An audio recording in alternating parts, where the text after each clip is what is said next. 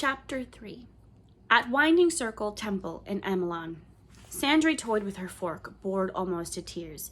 She wished that the servers would serve. If they did, the other well-born maidens at her table would refuse to chatter with full mouths, and her aching ears would get a rest. It wasn't as if they ever said much that was of interest. All they spoke of were fashions and marriages. By now, after nearly 8 weeks of their companionship, Sandry was sure that she was interested in neither. All around her, the dining hall thundered. Meals here were booming, chaos punctuated by food. When quiet fell, starting near the door and spreading out, it came slowly. Oh no, they let just anyone in here, don't they? Lisa Fa Nodlin whispered to a friend. Sandry looked in the direction of Lisa's well-bred glare. A girl stood near the door, cup, platter, and eating utensils clutched to her chest. In her thigh-length tunic and leggings, both an eye-smarting shade of red, she could only be a traitor. She was big for a young girl, broad-shouldered and thick-waisted. Her skin was the color of the new fashionable drink called chocolate.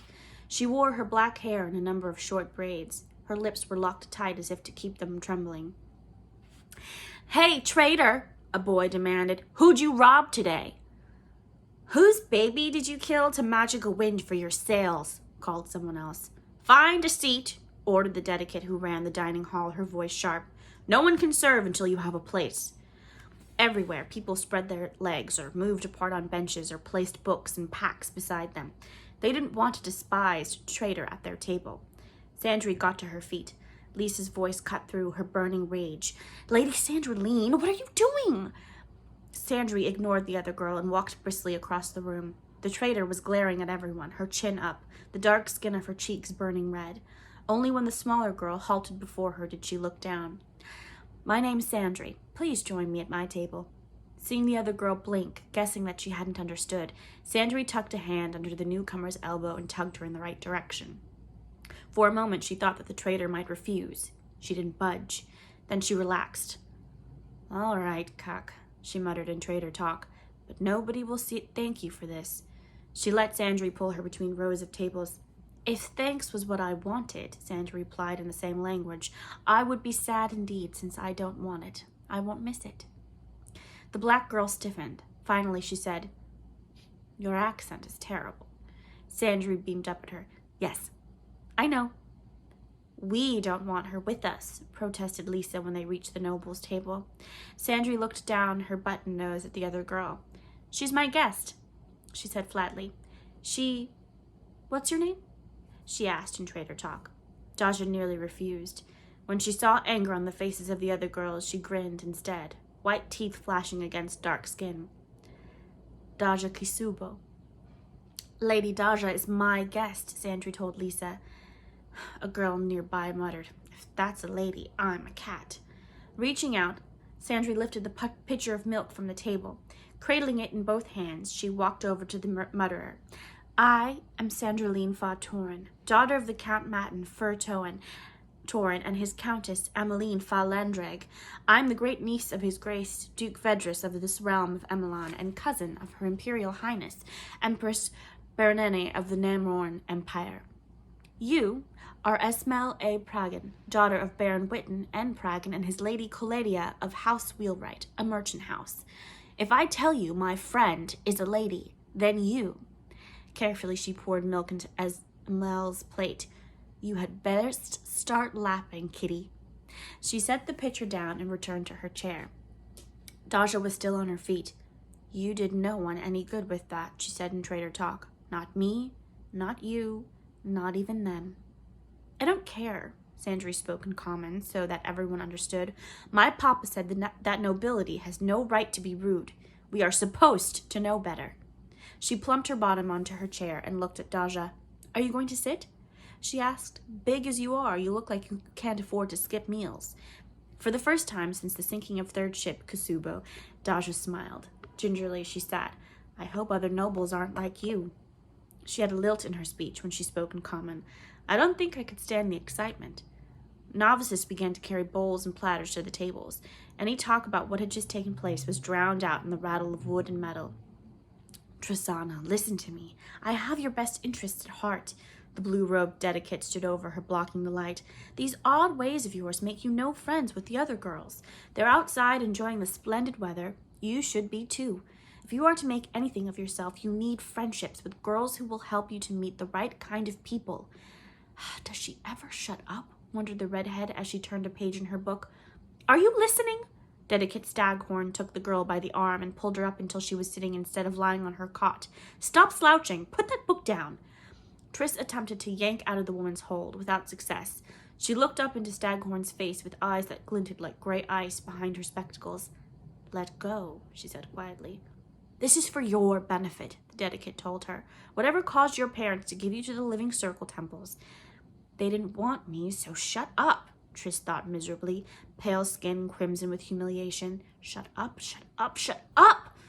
Across the room, shutters banged as they closed, then flapped open. Staghorn jumped and released the girl's arm.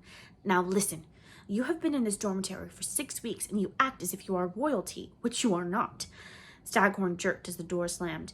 You need to be nicer to people. Tris couldn't answer. Her head was starting to ache, and her stomach lurched unpleasantly. Pressure built in her ears until she thought they might burst.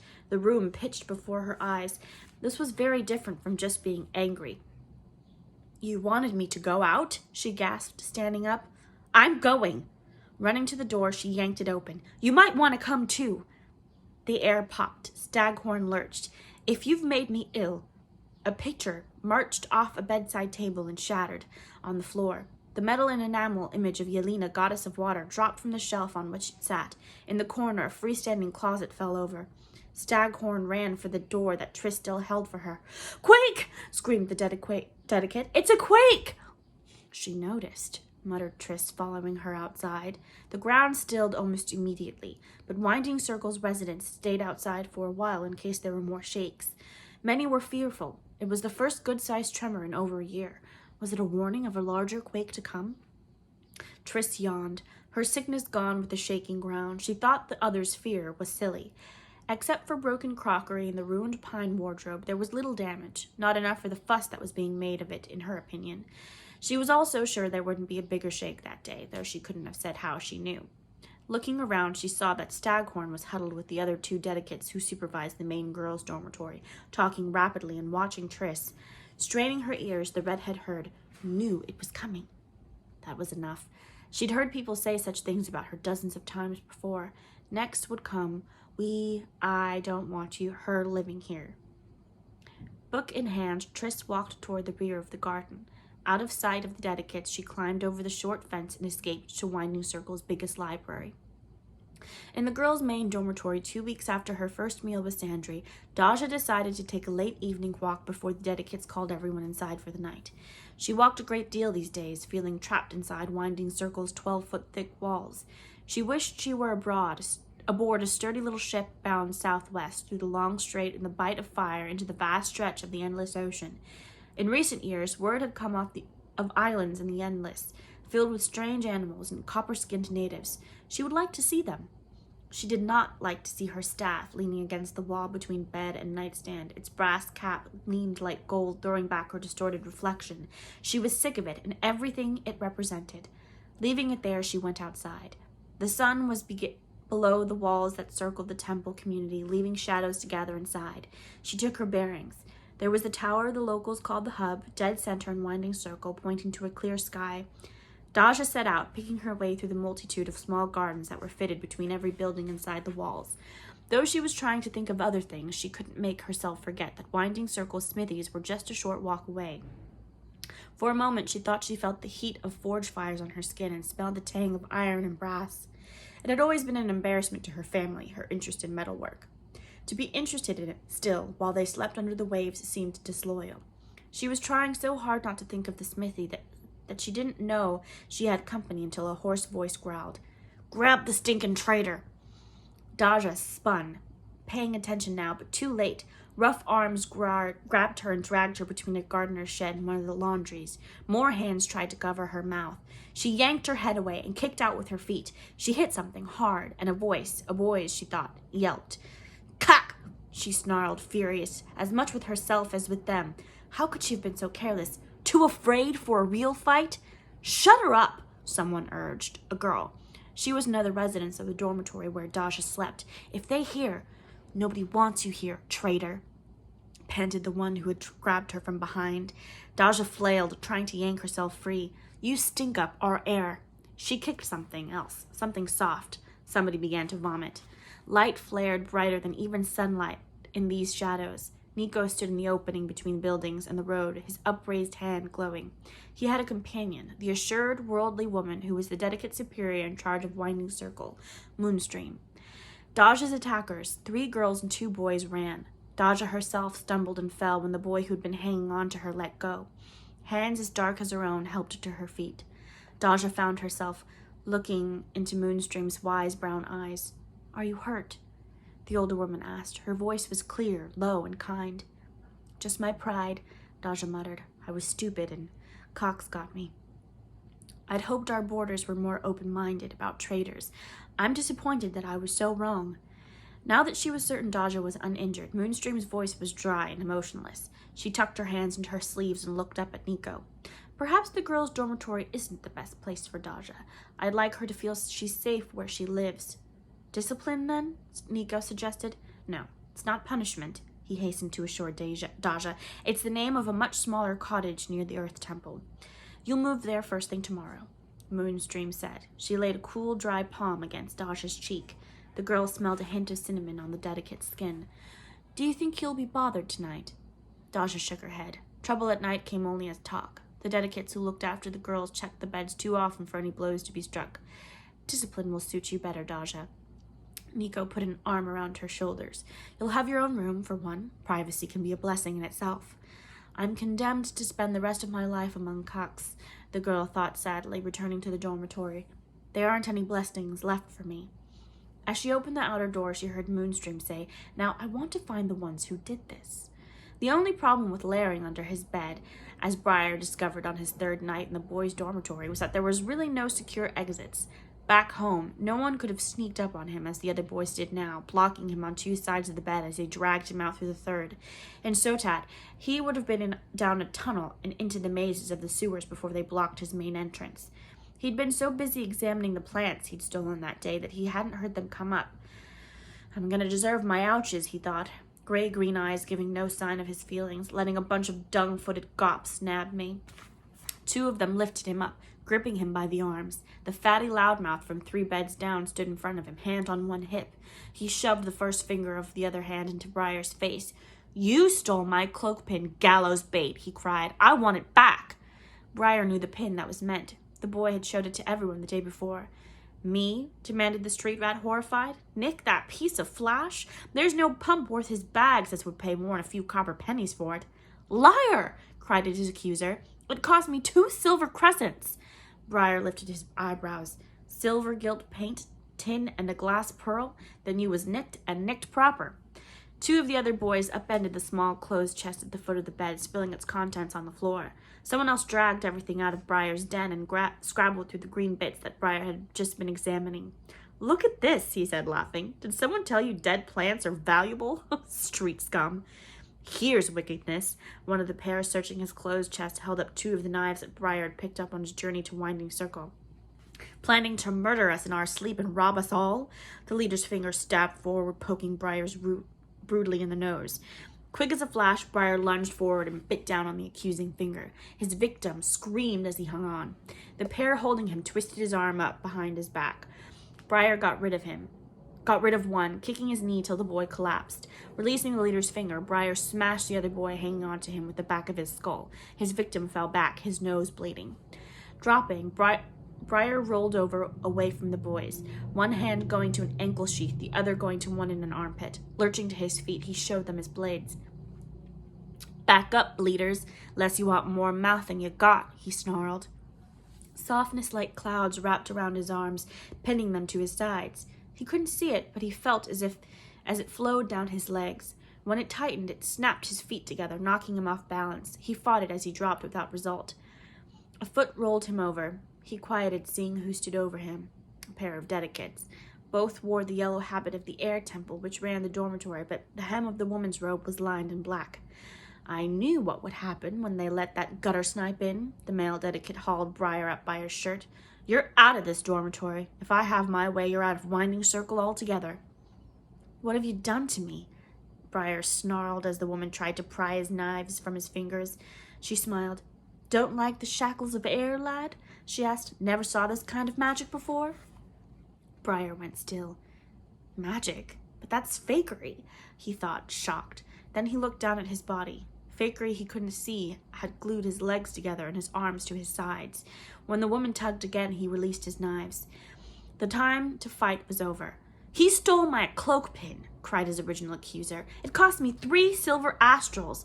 If his friends noticed the change in price, they kept quiet about it. Briar sighed. "And I told you I won't lower myself. There's the bleeder that nicked it." He nodded toward the boy who had made fun of his plans. "It's under his pillow." The boy he'd accused flinched. 2 boys went to his bed and lifted his pillow. There was the stolen pin, as well as a few small treasures belonging to the other boys. "He put them there!" cried the real thief. He knew we were on his trail, and he put them on my bed." "Will you swear to that before a truth-sayer?" asked the female dedicate. "One of the best is here visiting Honored Moonstream. I'd love to see the spells he uses." The thief swallowed hard and shook his head. "Whatever else, I want him out of here," the man holding Briar snapped. He shook at the boy hard. "Knives have no place in a boy's dormitory." "Depends on the dormitory," muttered Briar. The invisible bonds around his leg vanished, and the 2 dedicates steered him roughly toward the door. Tris Chandler leaned on the windowsill in Winding Circle's administration building, glaring at the clouds. Through the closed door of the dedicate superior's office, she heard Staghorn's whine. The dedicate wanted her out of the girls' dormitory. "Here I go again," Tris thought angrily. "We don't want you. Move along." Storm clouds rolled by, heavy with rain and thunder. Lightning danced in them, growing as it skipped from curve to curve, gaining strength with each bounce. She could almost smell its pale, cold scent. The hairs on her arms prickled with its closeness. Crack! The bolt struck 10 feet away, crisping a sapling tree. The girl's ears rang. Every hair on her head stood upright. In the office, Staghorn shrieked in terror. Tris smiled. "Are you all right, Tris?"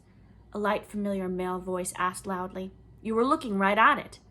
Trying to get her wiry red curls to flatten, Tris ignored Nico. "It's curious to see lightning hit a small tree where there are tall ones, or buildings at hand," he added now. Tris pushed her spectacles higher on her long nose and turned to glare at her former traveling companion. She had to lean back to do it. He was 1.5 feet taller than her on her own 4 feet 4 inches. "What have buildings and trees to do with it?" she demanded. "Lightning strikes what's nearest the clouds," he replied. "Does it strike the hub?" she asked, looking at the high tower next door to administration. "It has, but the hub is protected. There's a rod on the clock tower attached to a wire that runs into the ground. The lightning is drawn to the rod first, and the wire takes its fire into the soil where it dies. Except it seems on a day like today, when the lightning was invited to strike elsewhere." "Is that Nico I hear?" Honored Moonstream opened her door and looked out. Her plum dark lips smiled a welcome. Her brown eyes sparkled. "Come in here. I need you." Tris turned back to the window. A hand, warm, solid, almost comforting, rested on her shoulder. Before she could shrug it off both it and the comfort, Nico said, Mages have a very wise rule. Before all else, do no harm." Before she could think of a reply, Nico entered the dedicate superior's office and closed the door. The outer door banged. 2 more guests rushed in. One was a pale, sweating dedicate in the blue habit of the water temple. Tris knew she was in charge of Pearl Cup, where the wealthy girls lived. Her companion was Tris's own age. "Sit there, away from the window," the dedicate told her charge. "I don't want lightning to hit you until after you're not my trouble anymore, my lady." Gods bless us, that was close. She thrust her companion onto a bench against the wall, then swept into the office without knocking. "Honored Moonstream, I've had enough," she cried and slammed the door. "Did you see that lightning?" The new girl was excited more than scared. "My hair stood on end. I thought she was going to take flight." If the dedicate's words had upset her, it didn't show. "I've never been so close to it." Tris looked the stranger over. A merchant at heart, like the rest of her family, she knew that the other girl's outfit, a sleeveless black overdress with tightly fitted bodice and jet buttons, a white lawn undergown with puffy sleeves, was costly. Every inch of the newcomer, from the sheer black veil over her light brown braids to the gold embroidery on neat kid slippers, proclaimed of old blood and old money. Without a word, Tris turned back to the window. This noble would learn her mistakes soon enough. She would be ashamed to remember she'd spoken to a merchant girl. "It's only lightning," she replied. The girl came over. "Oh, look, that poor tree got fried." She leaned through the casement eagerly. The band that secured her veil slipped, making the black silk puff on top of her hair. Tris smiled wryly. The stranger turned her head. Sky-blue eyes met her gray ones. Instantly, the other girl's hand went to her veil. "They never stay on straight." She yanked it off. "And no mirror to fix it with? Ugh, I hate veils anyway." The office door opened. Moonstream walked out, followed by the dedicates who had brought the girls there. "You two are not fitting into the dormitories." The honored dedicate smiled, inviting them to share her amusement.